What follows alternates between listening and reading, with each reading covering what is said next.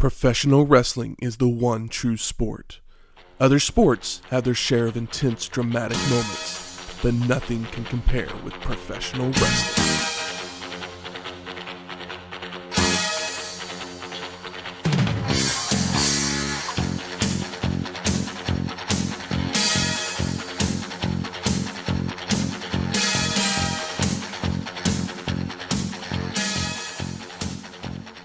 Welcome to Wrestling History X, where two friends get together and talk about the story behind the matches. I'm Matt. And I'm Michael. Welcome to episode 20, Great American Bash 1988. The price for freedom. Yours says a price for freedom in your notes. And mine says the price for freedom. Who's right? I don't know. Okay, it's close enough. It's all preposition. A price for freedom, which is what the cost of the pay-per-view. How much were pay-per-views back then? Like probably still $20. Probably $25, $30, something Damn. like that. I don't think that was freedom. No. But Great American Bash was produced by Jim Crockett Productions under the NWA banner and was the first Great American Bash to be produced as a pay-per-view. The last three we've watched have all been tour-like events, highlight videos. Yeah, bad quality tapes that were ripped onto the internet. And this event was held at the Baltimore And most of them Arena. have been outside, too. Yeah, I mean, a lot of them have been... they're normally collections of stuff, because the Great American Bash was like a tour, as opposed to like one show. 87 was the War Games one, and they had that at both the Charlotte football field and then the Miami Orange Bowl. Okay. So the two big shows of the tour were outside shows. And that's basically what they took from.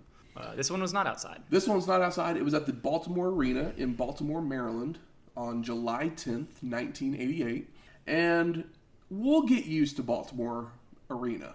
It basically becomes the home of the Great American Bash for quite a few years. I think they go basically like 8 years in a row to this place. Kind of like how Greensboro is like the home of like Starrcade, right? Exactly. Great American Bash drew an attendance of 14,000 people, and it got over 200,000 buys on pay-per-view. Sounds like a lot. Seems like JCP and NWA are doing pretty good business, right? Yeah. This is the last NWA show. Oh, so will we become WCW? We do become WCW after this show. But we'll talk more about that. I'll praise the not-so-frozen head of Ted Turner. On the next NWA WCW show. We like to always give a little context around July 10th. What you got? Both released the week after, so right around the 17th or so. Die Hard was released, the Great American Christmas movie. You're a die-hard Christmas truther? I don't really care enough to have a strong opinion, but I mean, it is a great movie. It is a great movie. I mean, I joke that it's my favorite Christmas movie. Yeah. Sure. Everything revolves around Christmas in it. Yeah, I mean, why not? Like, it's a Christmas party that they're going to. Yeah, Kiss Kiss Bang Bang. That's like, what's the guy's name? Shane Black. Shane Black. Yeah, everything he does is like Christmas. Everything does Christmas, except for the Predator. Iron Man 3. The Iron Man 3 does Christmas. Oh, that's right. It does. Yeah, the Predator, which was really upsetting because I was very excited that a guy that was in Predator, that's made some movies that I enjoy, was making a Predator movie, and then he made a movie that was probably worse than like Alien versus Predator. Oh, that's pretty good. 10-10 would not suggest. There's Alien vs. Predator. There's Alien vs. Predator Requiem. Yeah, which is like, you're going down. And then Predator. And then the Predator. In the Predator is like trying to steal a kid that has autism because they think it's going to be like the next step in human evolution. Just that sentence. That sentence made me cringe. Yeah, like I saw it in the theater with a friend, and I was like, I can't believe they're doing this right now. And like Olivia Munn actually has to say that like some people believe that autism is the next like step in human evolution, and I was like, you can't say that in a movie. It was insane. Wow. I think Shane Black. I don't know if Shane Black actually. It's like, how did you? I don't know. I started laughing out loud. It became a comedy like 5 minutes in, and that was much later into the film. But like 5 minutes in, the movie was just really funny because it was so bad. So I enjoyed myself. only for comedic purposes. See. And everyone's favorite, Aruba, Jamaica. Ooh, I wanna take it. Hot take? Cocktail? Or do you not like the Beach Boys? I've never seen the Cocktail. I like the Beach Boys. It's not the Beach Boys without Brian Wilson, and that's not. Oh, that's true. And that's not Brian Wilson. That's like that song always makes me think of Kermit the Frog. I feel like it was used in a I don't know if it was used in like Muppet Babies or something, but I have like I'm sure it was used. Everywhere. I'm sure it was used in. It's obviously been used in a bunch of stuff, but I always think of like maybe something where Kermit the Frog and like the Muppets were doing something with that song. I'm not sure exactly what I had every time I hear that song. I think of Kermit the Frog. Obviously, the song we're talking about is Kokomo, because it would, from the movie Cocktail. Is Cocktail worth my time? It's fun. How do you feel about Top Gun? Are you a Top Gun guy? I'm a Top Gun guy. See, I'm the exact opposite. I love Top Gun. I hate it. I hurt a friend's feeling once, and I was like, will you just stop talking about? I was like, will you just fucking stop talking about Top Gun? And he his face changed, and I felt really bad afterwards. But I was like, he really loves that movie. He grew up with it, so I get it. Realize you're my goose to my Maverick, right? I don't mind being that. I just don't. As long as we don't have to watch the movie. As long as we can create our own movie. We can do whatever. But let's go ahead and move on to the actual Great American Bash. Logo comes flying onto the screen. Yep, up in the graphic game. A video package showing highlights of some of what's set up, yes, some of the matches on the show. It looks really good. I like it. They don't ever talk about it during the show. No. It's just nice to know it's there. It's there, but you really have no context to what they're showing us. And then the words, Tower of Doom, come across the screen.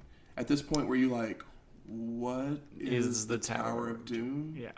Well, I'm not sure exactly. I know, so you might have to describe it to me here in a little bit. I just might. But we go straight to our first match, which was Sting and Nikita Koloff versus Arn Anderson and Tully Blanchard with J.J. Dillon for the NWA World Tag Team Championship. Koloff has hair, and it's a crew cut, and it looks horrible. Yeah, but Sting's looking pretty hot. Sting's looking good, but also Koloff has gotten off the steroids. Yes, I was like, is that like he's done almost a totally different person. So I don't know if you remember from Clash, but he did this interview, and we like literally made the joke that he was like, has he become the anti-drug spokesman for the interview? It kind of makes sense now. Yeah, he like realized. Literally, real life. Maybe somebody was like, "Yo, you gotta stop juicing." Not kayfabe, real life. Yeah. He realized that anabolic steroids were bad for him, or at least the way he was using them. So exactly. You gotta cycle off sometimes, man.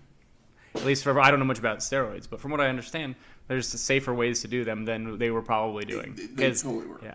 And we get Tony Schiavone and Jim Ross as our announcers for the evening. And I don't know if you noticed this, but the tag belts it was a new design for those. Oh, okay. So those are new.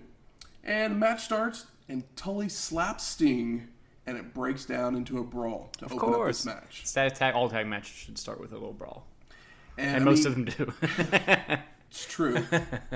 We get a early small package from Sting while the brawling's going on. Sting with a drop kick on Arn, and then a pescado to the outside. Sting loves these pescados. He was like the first suicide diver. Every time pescado makes me think of fish, too. It's like similar to the way you say fish in Spanish. Yeah. Koloff's wearing down Arn with an arm bar to slow down the match, unfortunately. Yeah. Koloff then gives Russian sickles to both horsemen, but doesn't go for a cover. Arn then locks on the sleeper. I got you, bud. But Sting falls forward to send Anderson into the turnbuckle. Sting puts the armbar back on Arn, but Anderson reverses it, which brings Tully in, and the horsemen have both of Sting's arms. Sting then flips over and hip tosses Blanchard. It's cool. It's really cool. It was a really cool little sequence. Then Sting hops up and gives both of them a drop kick. Sting's so good. Sting is like he's our NWA like steamboat. He's our new NWA steamboat. Yeah, our new one. Yeah, he's definitely got all the tools, as they say. As Nikita locks on an armbar once again, Tully keeps trying to get to the ropes. Now, did it feel like the ring was a little bit smaller than it usually is? Because it was like I don't know. Literally, it felt like they were in the middle of the ring, and he was reaching out and still almost touching to get the tag. Yeah.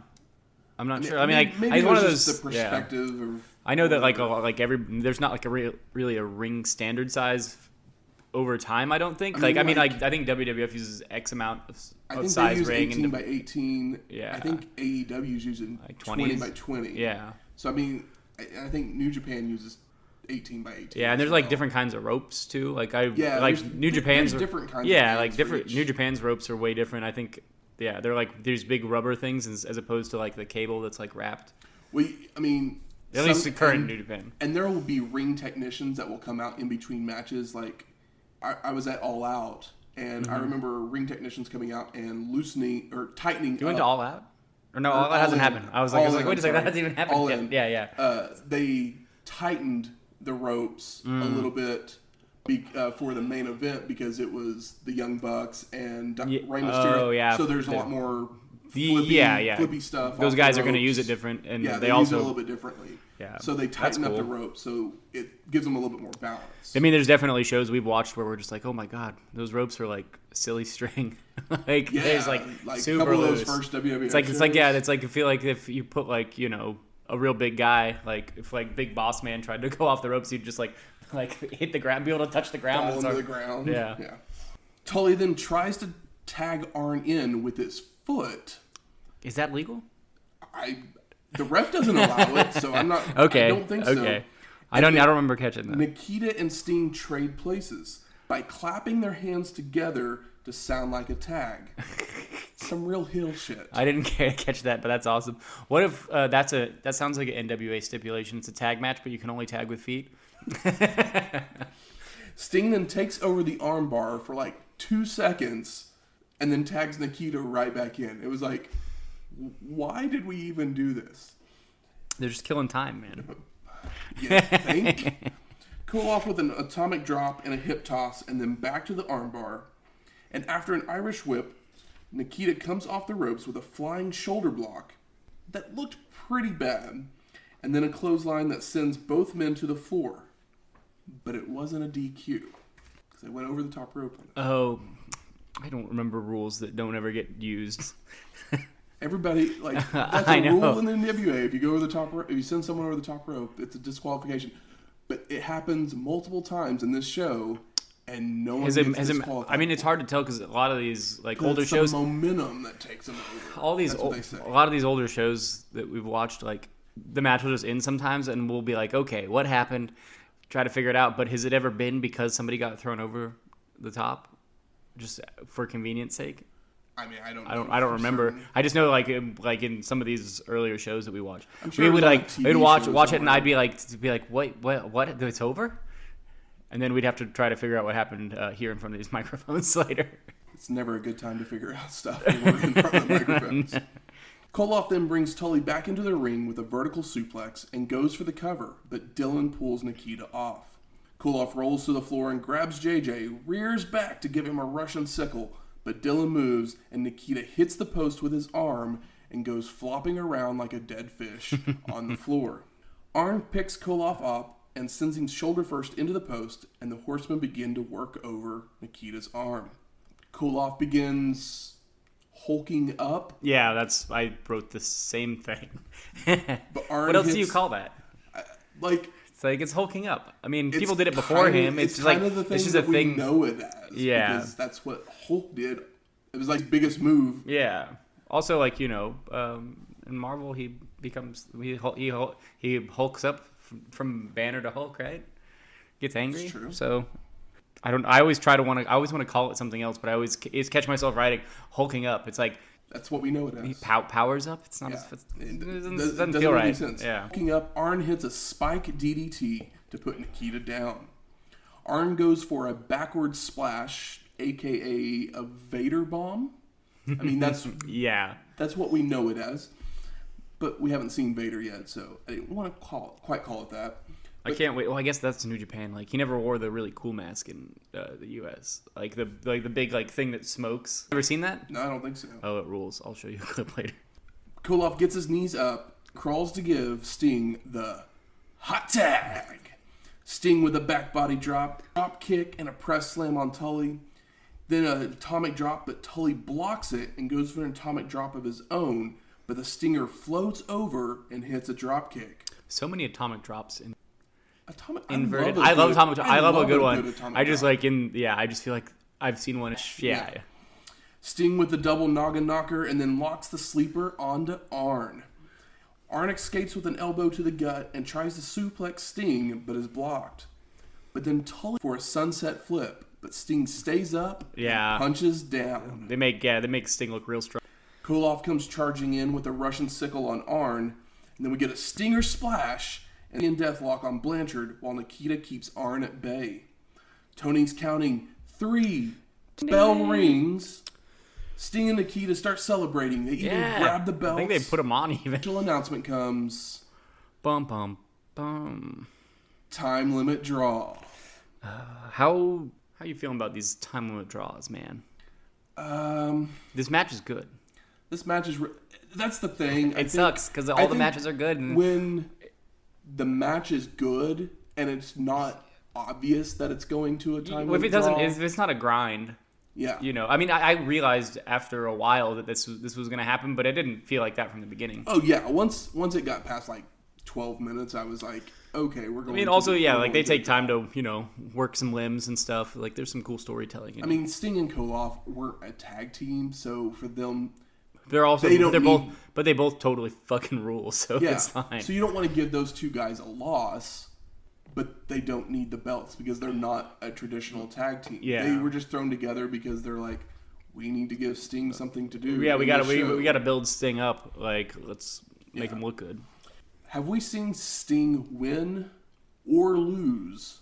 Oh, this is the second time we saw him, right? Only second or third? This is the third. We've seen him in 2 time limit draws. Or no, we've seen him in 3 time limit draws. What was the first? Because we did the 45-minute Ric Flair the Clash. That was amazing, and everyone should watch it twice. Time limit draw. We saw him at Starrcade '87. It was the opening match of that show. It was with him and Garvin and Hayes. Oh yeah, that was a time limit draw. He has not won or lost. I feel like that's all on purpose. Like, there's a reason that it's all time limit draws. They just want everybody to love him, and they just don't want to pull the trigger yet. Exactly. And it's easy to love a man that handsome that moves that well in the ring. So post-match, Sting and Koloff actually jump back in the ring and beat on the Horsemen a little bit before the Horsemen are able to get out. Then Tony and JR start to preview the next match while fans are walking behind them, giving the 4 Horsemen down sign. So that's like anti-Horseman? Anti-Horseman So if you go like this and it's positive, that's pro-Horseman? That's pro-Horseman. Yeah. And then you got anti-Horseman. Okay. You can't see it. Yeah, up, down, up or down. Yeah. Up and down. I saw it, and I just thought that was like the I was like, I guess that's anti-4 Horsemen, but like they're heels, so like, is anybody positive? I love the 4 Horsemen. I mean, everybody does. Everybody does, but I'd like, be raising the 4. Yeah, but maybe not in '88 when like kayfabe was serious. Yeah. Everything was more serious. The bad guys. Yeah. So we head off to our second match. We have the Fantastics, which are Bobby Fulton and Tommy Rogers, versus the Midnight Express of Bobby Eaton and Stan Lane, with Jim Cornette for the NWA United States Tag Team Championship. Yep, 2 tags back to back. How many times have we seen Jim Cornette put in the shark cage? I think this is the first time. Is it? Yeah. I guess I've just watched other Cornette matches, but he's always in the damn shark cage. So there's a story behind this match. We had seen the Fantastics initially win the title at Clash of the Champions, as that match was fantastic to... It was wonderful. It was wonderful. Too many Fantastics. And we covered that, last episode, I guess? And only to have the decision reversed because of a DQ, because one of the Fantastics threw the ref over the ropes and then got the pin. You can't be messing with the refs, guys. A month later, at a TV taping, they would end up winning the titles, and then this match was signed for the rematch. Now, there were a couple stipulations if the in an NWA match? In an NWA match, exactly. It wasn't just a tag team match for the championship. We have to add some stipulations. What are the stips? If the Express lose, they have to take 10 lashings from a leather strap. Okay. And not just Eaton and Lane, but also Jim Cornette. I did catch that because they said it in like the commentary, or maybe the announcer did, but like 10 lashes. So it can my notes is like 10 lashes ? Cornette would be in a straitjacket in a cage high above the ring. You know what I would love if somebody took the time and money to put Jim Cornette like tomorrow, like at his age he is now, the wonderful mean bastard, in an actual shark thing, and he just like, you know, actually feeds sharks. No, I don't want to die. I just want him to feed sharks in one of those cages for my own entertainment while he like, you know, like maybe in character. Like maybe he like hits pieces of meat with like the tennis racket under the water at the sharks. So as the ref is trying to put Cornette into the straitjacket, he is literally trying to bribe him. Yeah, it's awesome. And the ref is not having any of it. No, he's I was like, this ref has more morals than most of these wrestlers. I mean, how much money was it? He got up to $15,000. Well, shit. Oh, yeah, I would totally take it. I would be like, sure. Like, yeah, it's like Jim Cornette. Like, yeah. I don't have to put you in the straitjacket. No, I won't even make you go up there. Cornette's facials as he's being raised up into the cage are great. He's always gold. So good. I love him. So good. So this match starts, and we get a much slower start to this match than the previous matchup that we saw at Clash. Yeah, because all four of these guys can go. Exactly. That is not an issue. And we get a head scissor takedown followed by a hurricanrana by Fulton on Eaton. But then Lane comes in and kicks Fulton out of the ring with some sweet kicks. I don't know who said it. Either JR or Tony? Yeah, it was one of them, but they said something about that man sold Mike Tyson his first workout video, and I was like, oh, because like it's 88, and you watch these videos, sometimes because the recording quality, they look older than they are, and you're like, oh, it's like 88. It's like, it wasn't that long. I mean, it was, I guess, kind of long ago, but like, I was like, oh, Mike Tyson is like a name right now. I was just like, yeah, it's like he's burning up the charts right now. So it was just kind of one of those things that like adds context, because a lot of the times, especially on these shows, they don't really make any references to anything except for what's happening in the ring, and they're typically not very creative. So it was probably JR. Because usually this is what the world is watching. Yeah. I mean, it's normally, because usually it used to just be like Tony Schiavone. But this match is very back and forth early on. We get a fun sequence where Eaton goes for a superplex, but Rogers floats over and drives Beautiful Bobby into the turnbuckle to roll him over for a schoolboy pin. But after Eaton kicks out, Rogers climbs to the second rope and comes off backwards with a crossbody. JR mentions at this point that the Athletic Commission is present at ringside to keep an eye on the matches. And I was like, okay. Is he just trying to make sure that everybody knows that wrestling is real? I guess so. I was like, sure. But maybe they were just setting something up. We'll find out. Eaton Irish whips Rogers when Fulton tag, and Tommy flips over Beautiful Bobby, and then Fulton pushes Eaton towards the ropes, and the Fantastics hit a double backbody drop. All four men in the ring and the Fantastics are Irish whipped toward each other, but they drop to the mat and then kick the Express. Rogers is then backbody dropped high up into the air, but is able to land on his feet and goes for a schoolboy pin, but Lane is able to make the tag, and as he was pushed into the ropes, so Eaton comes in and bulldogs Rogers face first. More bulldogs. I'm just saying they're like. I feel like I don't see him very, and not just Matilda. No, not just Matilda. I feel like you don't see him even today very often. But every time I see one, I'm always like, man, it's fucking great. Yep. If somebody like sells it, that's good. The Express start working over Rogers with lots of tags and double team maneuvers. Eaton hits a scoop slam followed by a top rope leg drop. Lane with the Russian leg sweep, and the Express go for the rocket launcher. But Rogers gets his knees up in time and makes his way to Fulton for the hot tag. Fulton with lefts, rights, back body drops. He's running the ropes when he gets tripped up by Lane from the outside. Lane then grabs Fulton and pulls him to the outside and power slams him into the concrete. Yeah, I mean, he wasn't super harsh about it, but I was like, ooh, ouch. Rogers is in the ring now with Eaton, and he comes off the ropes with a crossbody that ends up hitting Beautiful Bobby and the ref. Rogers then throws Eaton into the post, shoulder first. Yeah, what do you, like, there needs to be a name for that, too. I came up with Rubber Band Slam, but, like, I don't know. You need to work on it, man. Post shot? That's not good. No. I'll work on it. Lane jumps in the ring, and now he has something in his hand and charges towards Rogers, but Tommy ducks and back body drops Stan, sending him to the floor where Rogers follows to brawl.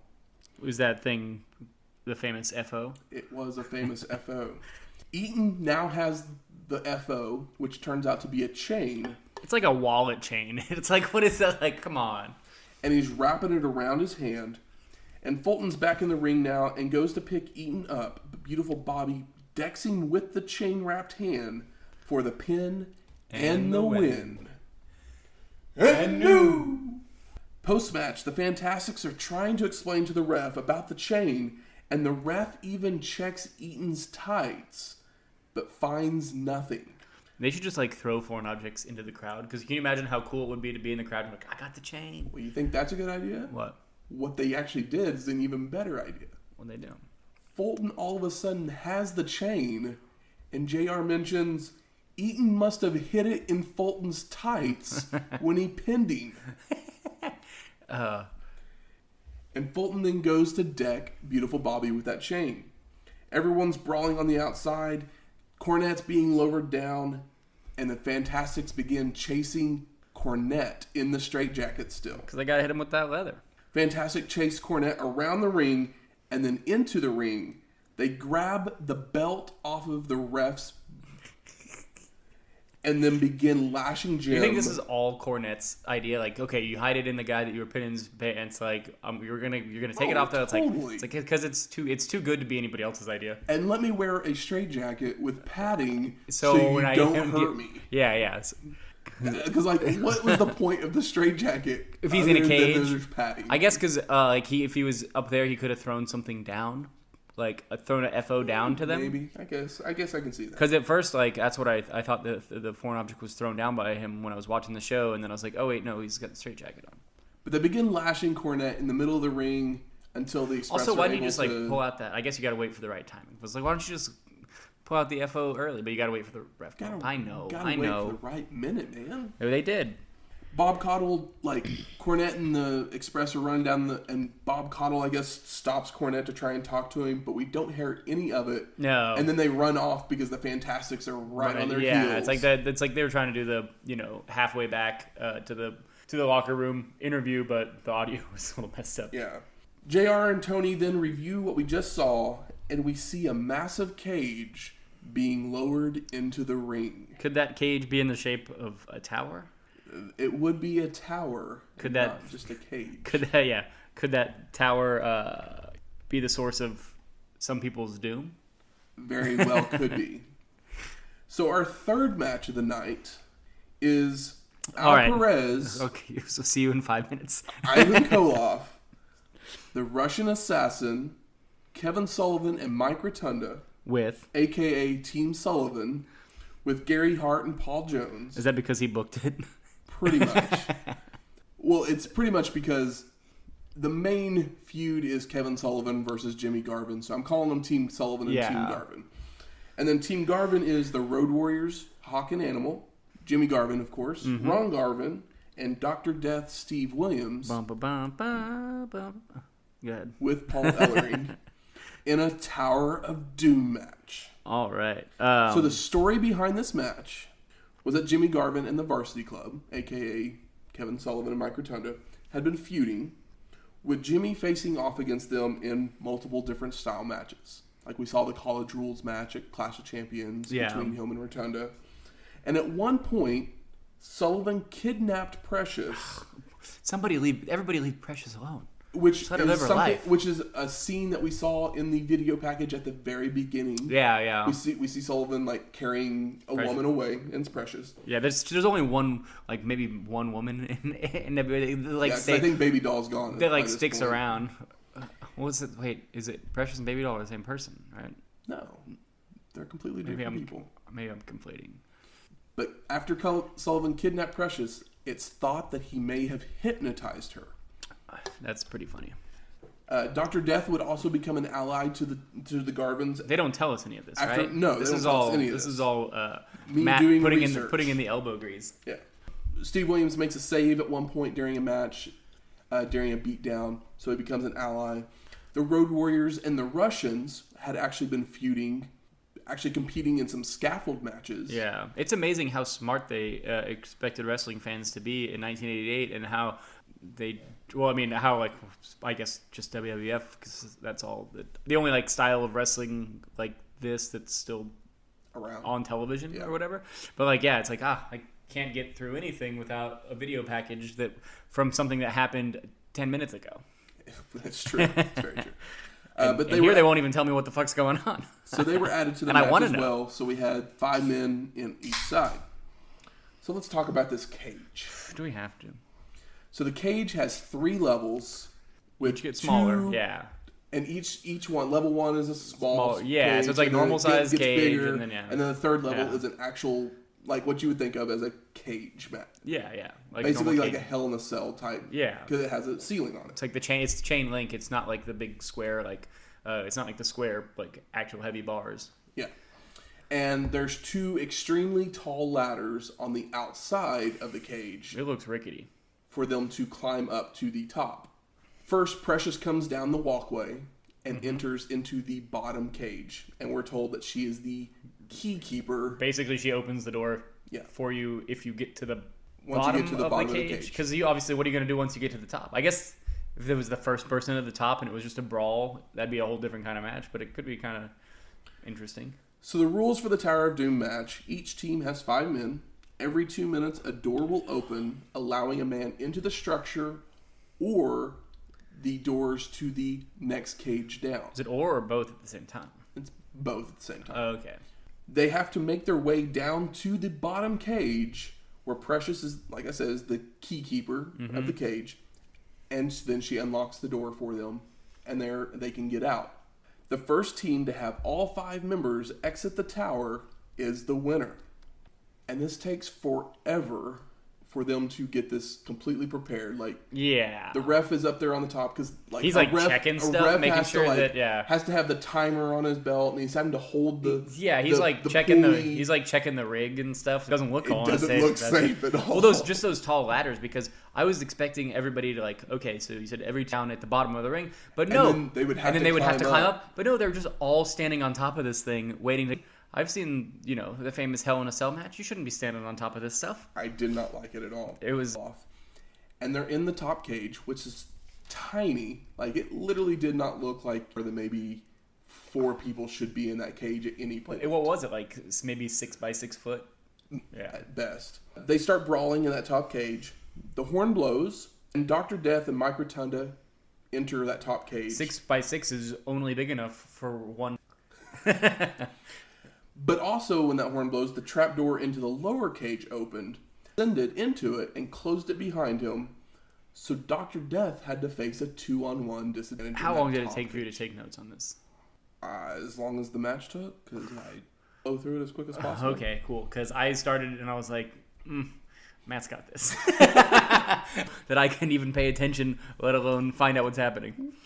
It's hard to see what's going on in this match because I think it could there's multiple levels Yeah. and camera work. Like, the only good camera I was is gonna really say- the one that's far away, and the lighting rig is actually So it's like so you the cage can't is too see- tall for what they're doing. Yeah, you can't see really. Honestly, what's if going on in the like top they cage. had better technology, zoom in and like the cameras could kind of show what's going on, but it just it looks like an ant farm. mention it now because I might forget later.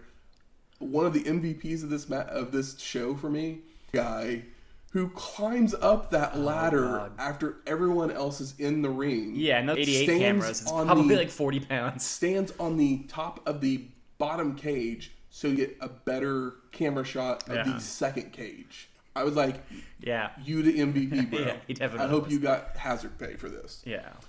He probably got an extra $50. So Garvin's in the second cage. Dr. Death's facing the 2-on-1 in the top cage. 2 minutes pass. The trapdoors open again. Dr. Death and Ivan Koloff make their way to the second cage, but Ronnie Garvin makes it all the way to the bottom cage. He's there by himself, so he's like, hey, Precious, unlock the door.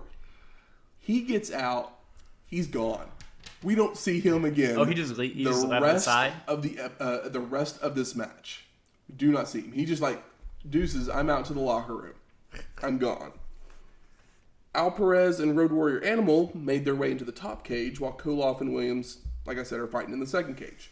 The crowd starts cheering when Dr. Death starts just beating on Koloff. Yeah, the crowd is like surprisingly like I was like, man, I feel bad for this crowd. And then they were kind of like they kind of start mellow, but like as this continues, they're actually paying attention, and they get hot for this match. And I was like, these people like wrestling more than I do. Like I said, the lighting rig was around that top cage. Yeah. So I think it was hard to see what was going on. Plus, a lot of them are probably like looking up, and it's like that's gonna be like we have a like straight on view, and it's still hard to look at.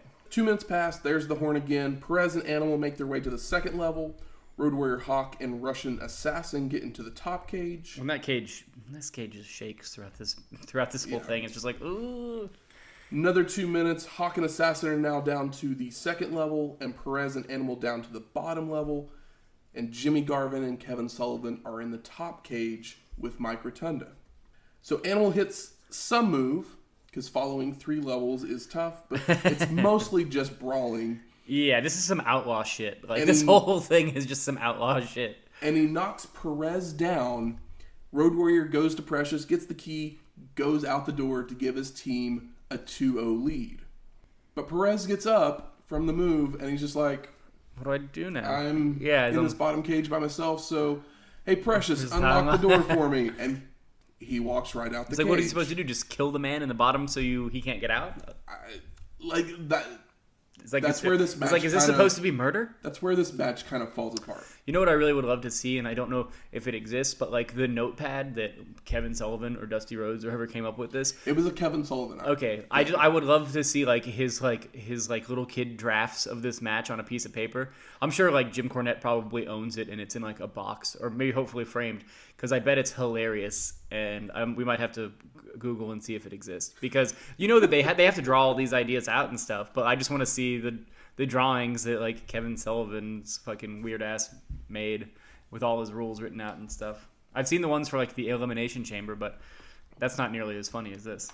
JR then starts talking about the great work the crew is doing getting some of these shots, which, and like I said, they deserve it. This is where the MVP started happening, was right here.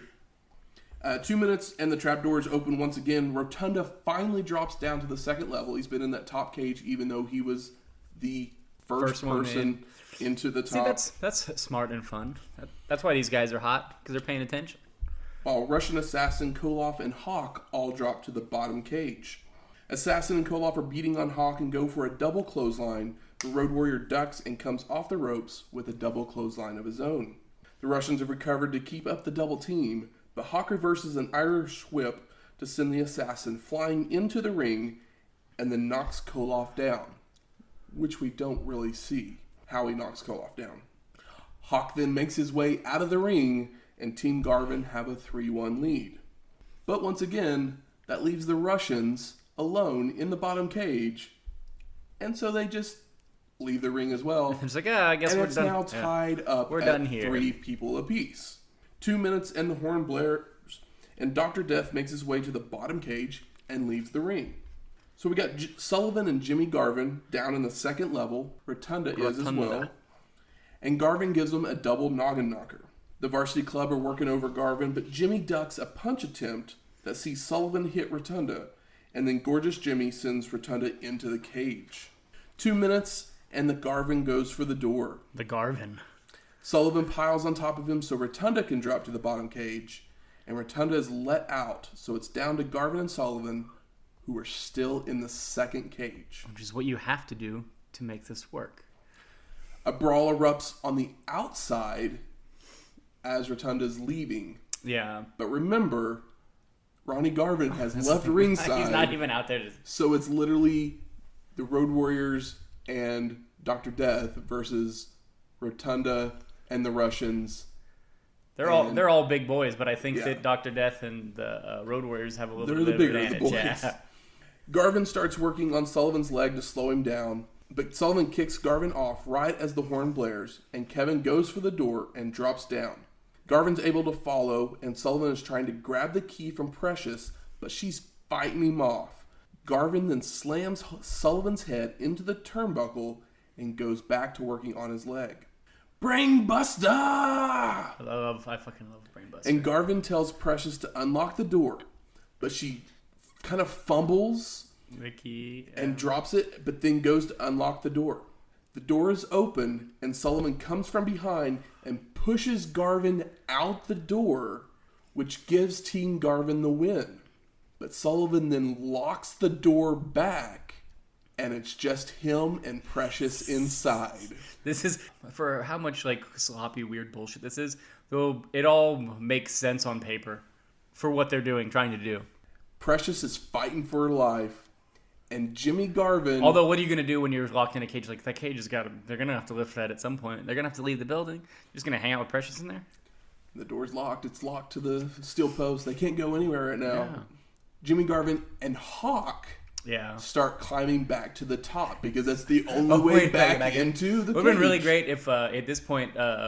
Garvin comes out from the back with some clippers to clip the chain link, and they all crawl in. Hawk ends up beating Garvin down into the bottom cage, gives a huge flying clothesline to knock Sullivan down, grabs Precious, and gets her out of the ring.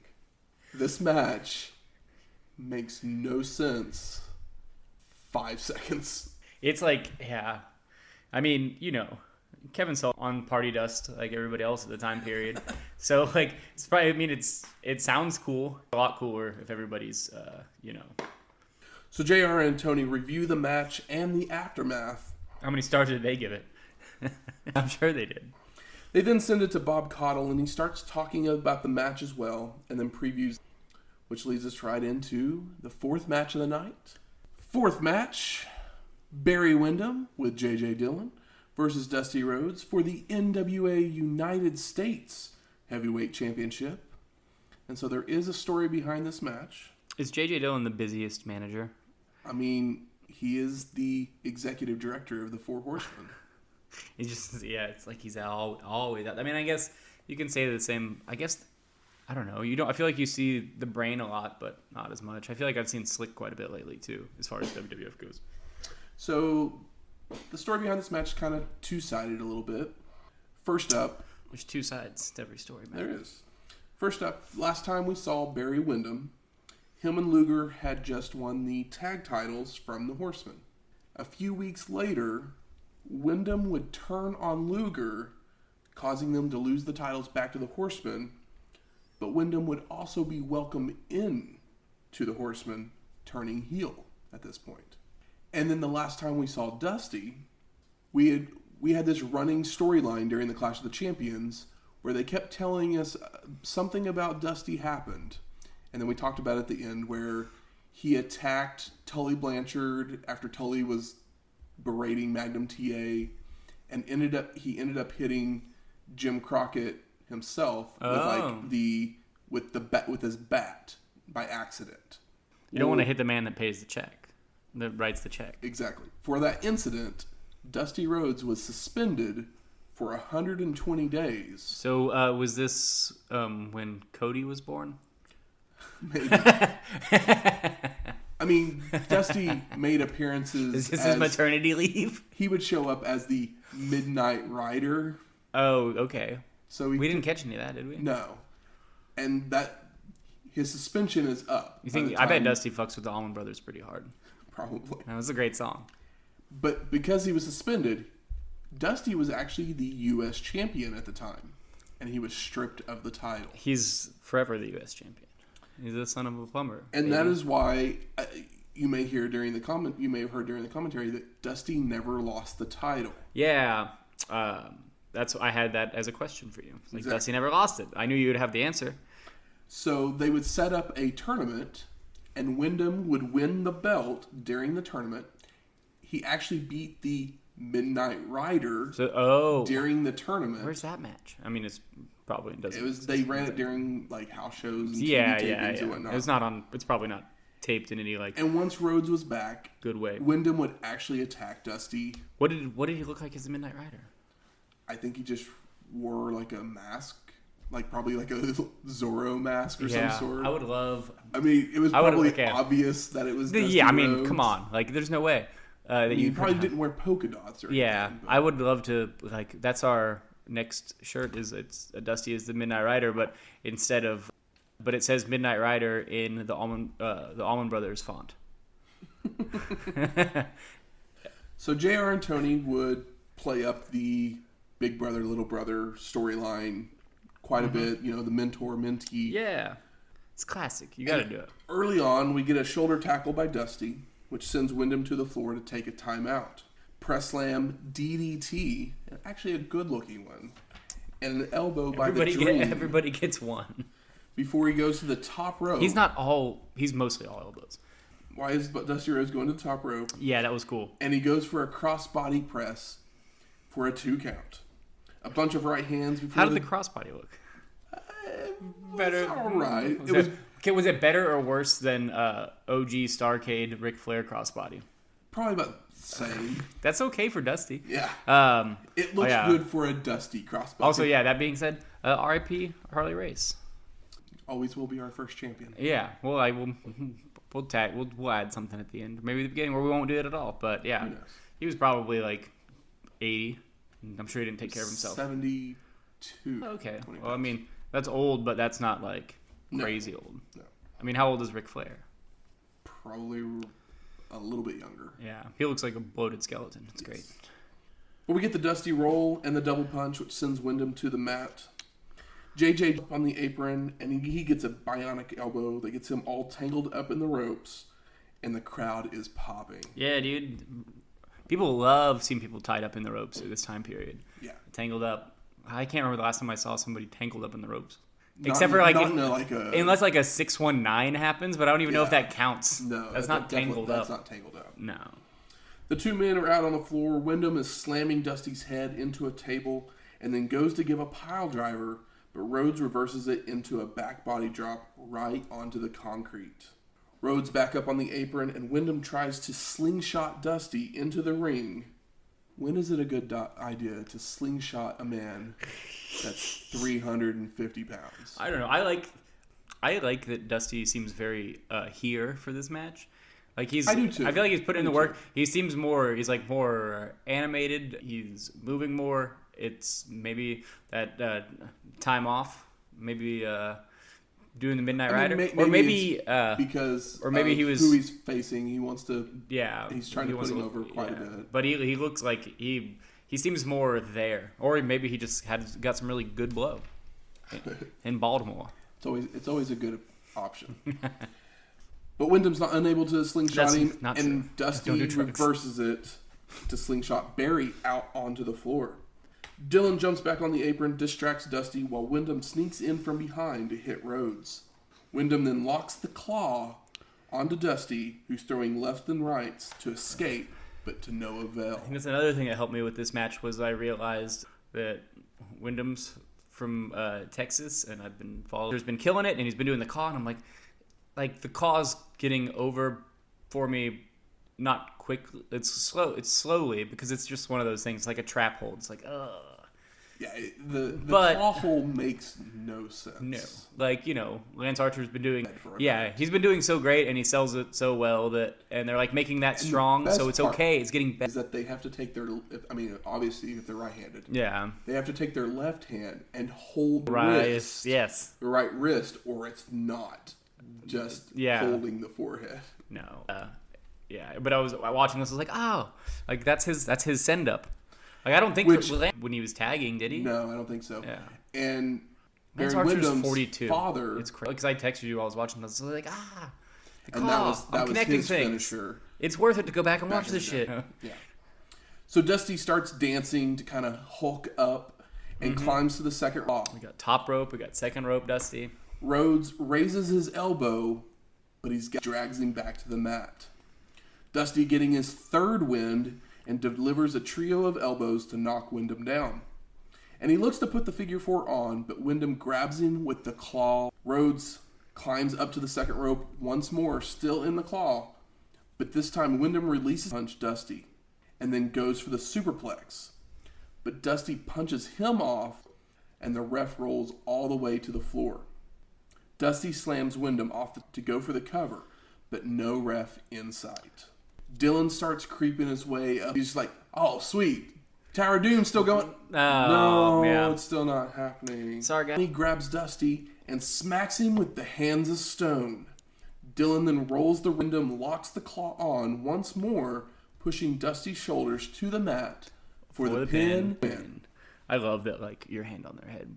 It's like, if it's not just an excuse to be a big guy, then the claw can be more believable. Like, if you can do other shit, but, like, you know, if it was just somebody that wasn't particularly a great worker, like the big boss man just did the claw, it'd be like, fuck you.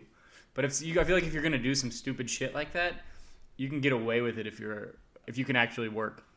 So post-match, Dr. Death comes out to check on Dusty, and everyone's kind of like, what was going on with Ronnie Garvin? Like, what happened? What is happening? And we actually see a replay that shows the last few moments of the match, and it kind of gives us a little bit more perspective on Ronnie Garvin, because the camera work that we see during the match doesn't show the full story. Ronnie actually jumps in the ring, and Dusty tells him to get the ref and roll him back in. And then I guess Garvin just decides, I'm done with this.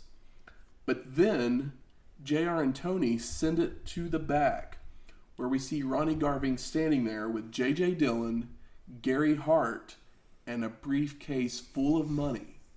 Ronnie Garvin's just sitting there laughing. Yeah. Like, there's no sound at all. No.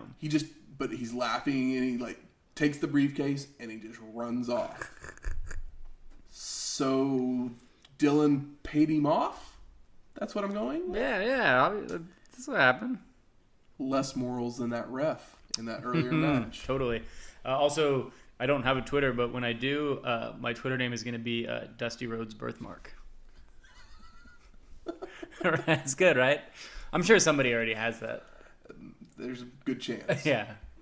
So we're headed off to our fifth match. We got Lex Luger versus Ric Flair with J.J. Dillon for the NWA World Heavyweight Championship. Story behind this match: Luger left the Horsemen and began feuding with them and became a huge fan favorite. Lex would be beat down by the Horsemen when Barry Windham turned on him during a tag match, and he would end up becoming the number one contender just because he was a fan favorite. He's a big baby boy. Yeah. Lex Luger is... This is really mean. I am not the world's most handsome man, but Lex Luger is an ugly dude. Like, why isn't Big Sexy Sting up here at the top of the card? He's at the bottom of the card. The last time you mentioned this, I keep talking about how ugly he is because he's just ugly. But I don't think they're looking at his face. They're not. I think they're looking at the total package. Yes. Maybe he's got like a real good dong. I'm not looking at that, but the face like that, he deserves one. Probably. So early on this match, Lex hitting the power moves and headlocks to wear down the champ. Flair gets some chops in, but Lex no-sells them. We get a hip toss drop kick, a gorilla press slam by Luger to send Flair to the floor. And Flair calls for the ref while he's out on the floor, and then he gets over there and Flair shoves him, I guess hoping maybe get disqualified. That's what I'm assuming. Yeah, I mean DQ will work for Flair. Yeah. So, but the ref shoves him back. Yeah. Then runs back into the ring, hides behind Luger in the ring. That's some Uno shit. Like, it's great. We then get another gorilla press slam, followed by a bear hug by Luger. And Flair escapes it by making it to the ropes, but Lex then vertical suplexes Flair from the apron back into the ring. And I never realized that Lex is pretty good. I thought he was more like of a warrior or like a Goldberg. Well, a lot of the matches we had seen from him so far... Yeah, but like he does some cool shit in here. there was still some rest holds type stuff. Well, in yeah, this but I mean, this is. But I mean, he has huge arms, so they made sense. Yeah, and you're also not going to get a sprint in a title match. No, that's not what it's supposed. Like you gotta build. Yeah, exactly. You gotta tell a story, man. Yeah. You can't just have a. It's not lucha. It's not Triple Mania, which I should have watched this weekend. Because have you ever watched any of that shit? I've not watched Triple Mania. I watched it like last year, and it is nothing but like light tubes. Like you have no idea like what's in the match. There's always at least like 3 like wrestlers that are also clowns.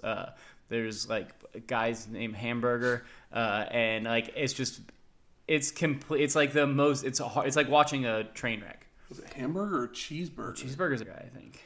Isn't Cheeseburger's like a scrawny isn't black that like guy? ROH guy? Ring of Honor. Yeah. No, this is a different. I think he's probably named Hamburguesa, but I don't remember. I just remember it's just complete insanity. It's like there's intergender matches. There's shitloads of light tubes and clowns and like people with like light up gear. I hope Aerostar didn't like fall to his death. I hope so too. But that stuff, it's the complete opposite of like the wrestling I typically watch. But it's like I said, it's like a car wreck. It's like I don't want to see anybody get hurt, but also I can't pull my eyes away from it, and I have no idea what's going on. And it's nice because you also don't really care what happens. You're just like taking it all in. Exactly. But I didn't know that it happened last year. I just like happened to have the day off, and I was on the internet, and there was like a link. No. There was a link to Triple Mania like streaming on like Twitch or something. The only thing I ever streamed off of Twitch was Mexican wrestling. So Luger hits a leaping elbow drop, but then a lackluster pin attempt, and goes for a second elbow drop, but Flair moves. Flair backs away to the floor, and Luger follows, but gets an eye rake and his head slammed into the guardrail. Flair with a snapmare, leaping knee drop multiple times, and Flair starts working on the ribs of Lex. Luger reverses an Irish whip and comes off the ropes with a flying clothesline.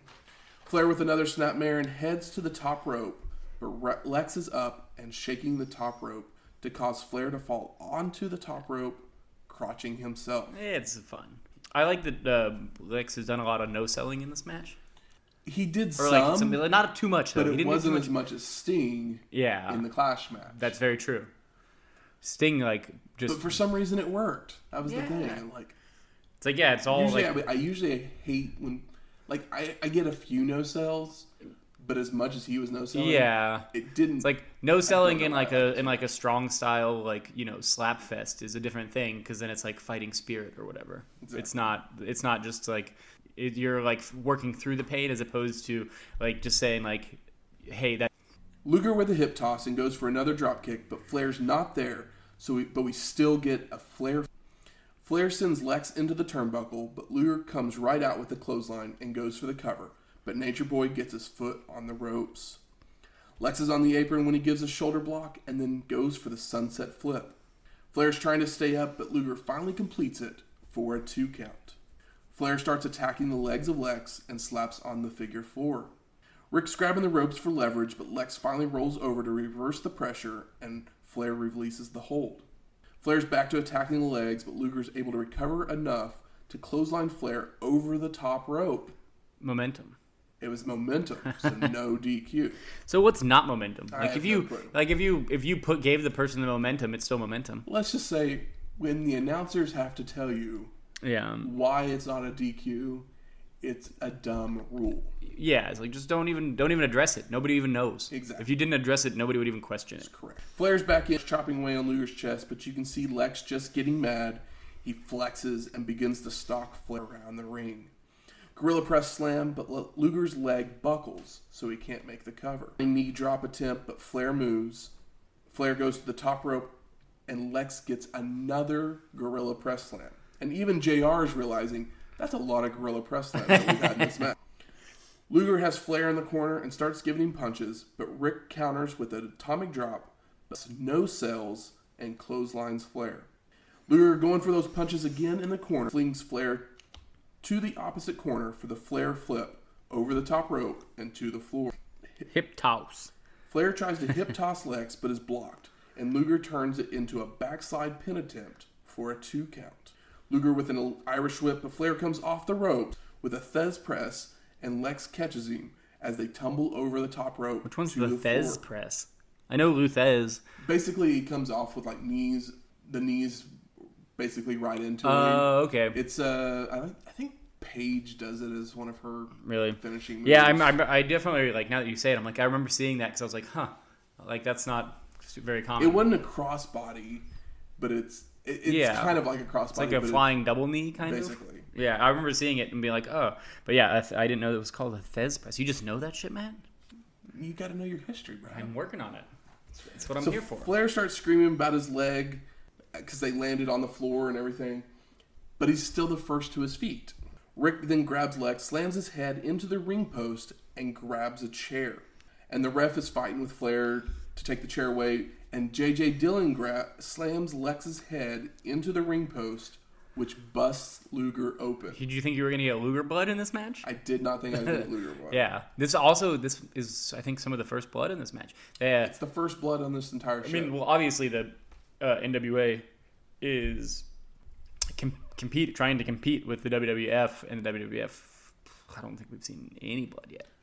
Like one match, maybe. Yeah. The entire time we've talked about them. But I mean, we used to just, earlier in the show, every single time at the end, it was just like, you just look at somebody and they start bleeding. We'll understand why this was the only blood in the entire show here in a few minutes. Flair's punching at the cut, but Luger escapes with an atomic drop and a power slam. Luger's setting up for the torture rack when the Maryland State Athletic Board Commissioner is at ringside trying to get the ref's attention. Even going as far as to grabbing the ref's leg as Lex is getting Flair up into the rack. The ref calls for the bell, and the crowd is going wild. Of course they are. Sting, Steve Williams, and Nikita Koloff join the celebration in the ring until the ring announcer makes the official announcement. The Athletic Commission has stopped the match due to the laceration on Luger's head. The crowd starts chanting, bullshit. Is this the world's first bullshit? I mean, it's not the first bullshit. Not the first. Probably, yeah, but it's like, because even in this, like, he does it, at least once in every single match, JR talks about the Athletic Commission. And I was like, it's going to come into something here. And then even when the cut happened, I didn't even put it together. I was like, huh, all right. But it happened so quick after the cut that they basically tell you there's a cut before you fucking see it, I think. It would have been interesting because Dusty always bleeds in his matches. Yeah. If they would have set it up almost maybe a little bit even more there. Oh, yeah. But he didn't. That's the reason why they didn't bleed. Yeah, that makes sense. Because what if they were setting, setting up. What if match. Dusty got like a small cut, and the Athletic Commission like stops the match and they like pause and they're like, okay, like, you know, he's okay, like, and they like pause and clean it up and then they finish the match. And then in this one, Luger gets cut open, but it's like they do a nastier cut job, so he's just like legit bleeding, which would have been like. But the smart thing is, and fun and gross, and I don't really want everybody to bleed. I don't want people to bleed like that. Luger's laceration is minuscule compared to like any of these other NWA shows. It's like his was like the hard way. It's just like, oh, it's just like a smatter, like a smear. It had stopped bleeding by the point that they actually called for the bell. Yeah, no, it was nothing like what really, Dusty or Rick would have done if they had really anybody in any of these. His was very about PG.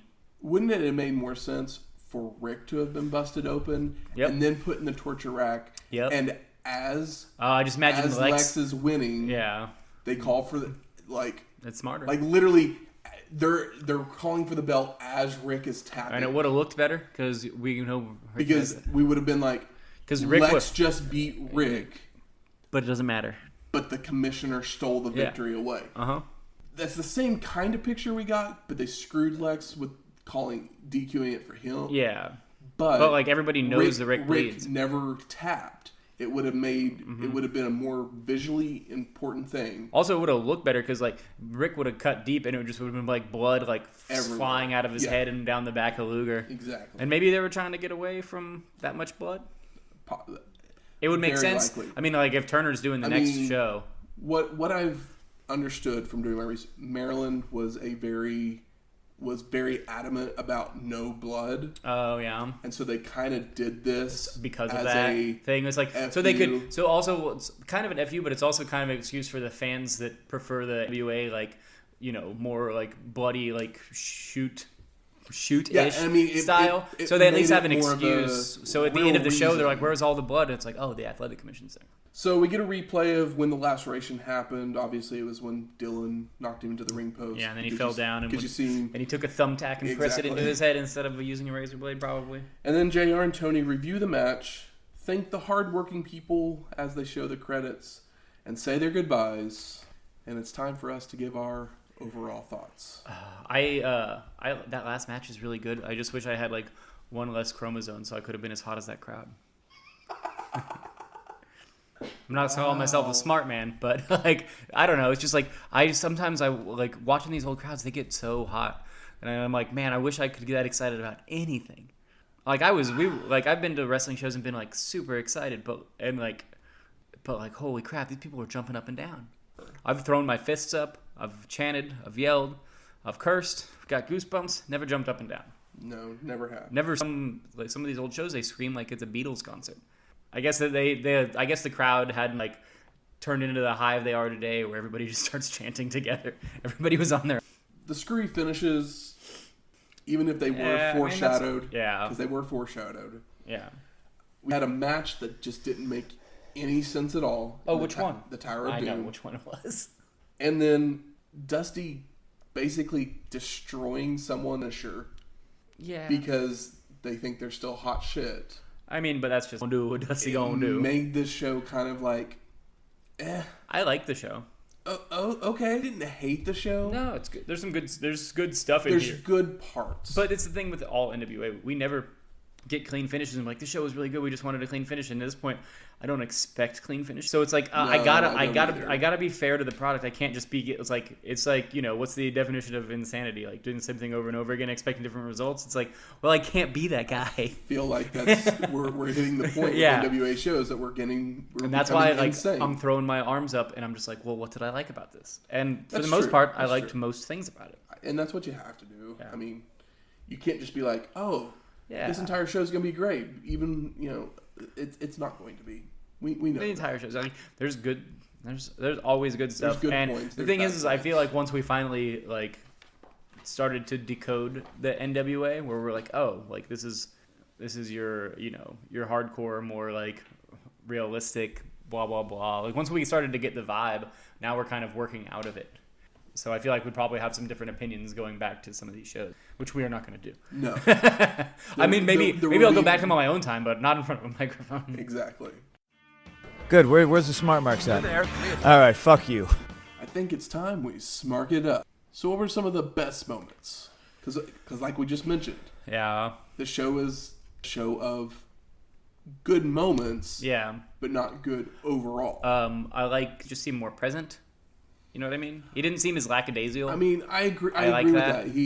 It seemed like he was into making sure that the match was good. Mm-hmm. He just kept getting up from the claw. He wasn't The thing is, if you're gonna do something as silly as a claw, you got to sell it. Exactly, and just to keep literally the last 5 minutes of that match is basically him in that claw. So the next match that we watch, Barry Windham, if he puts the claw on. And that person just goes down. And that person just 10 seconds. Yeah. It's going to be like, wow, maybe it's Dusty Rhodes is awesome. Maybe you have, and you got to just work those temples. Once you got to wear them down. I like that a lot. Of course, Sting is the NWA, and he looked great. That first match is great. It's time limit draw. It's like it is. Other than being a time. It was great. It wasn't him and Ric Flair time limit draw great, but that was we're kind of coming to the end of Nikita Koloff. I think his wife is sick at this point. Really? Well, so I think he's starting to take a step back. Because we were wrestling. A couple episodes ago, we were peak Koloff, and we're like, oh, just that he's obviously not this. You have your Lugers and your Stings coming in, and Koloff is kind of a fading star. Though the ref doing his best red shoes. Yes, I love that because it was we don't get a lot of ref personality at all in any of these shows, and that was this. It's funny, it's good. It gets huge reactions from any crowd. I love Cornette I mean, I mentioned it earlier. His facials in the cage. He's like, great. he's him trying to bribe the ref. Yeah, I think he says, "Can you be bought?" Like and you can hear it on. It's either "Can you be bought?" or like, "Will you take a bribe?" It's one of the two, but like he seriously just says that, and it's super funny. It's super great. How about disappointing? Anything disappointing on this show? I'm kind of tired of draws and like dumb finishes, but I'm gonna be tired of those until I die, as long as I continue to watch wrestling. So it's fine. I mean, I get. I was kind of okay. You want to build people. What I'll say is not make them lose. What I'll say is that it's a bummer that because this thing Ric Flair with time limit draw, totally get it. Kind of disappointing, but the next match, Sting should have either a clean loss or a clean win if his last large match on television was time limit draw, 3 in a row. Like I mentioned, we've seen 3 Sting matches. Two is fine. Every single one of them has been a draw. 3 is not a charm in this situation. We need to see the man win. So if the next Sting match has him not pinning somebody, it's going to be really upsetting. It's going to be like ugh, because then you're setting me up to expect something, and I want something unexpected. Exactly. Best performer of the night. Is it Sting?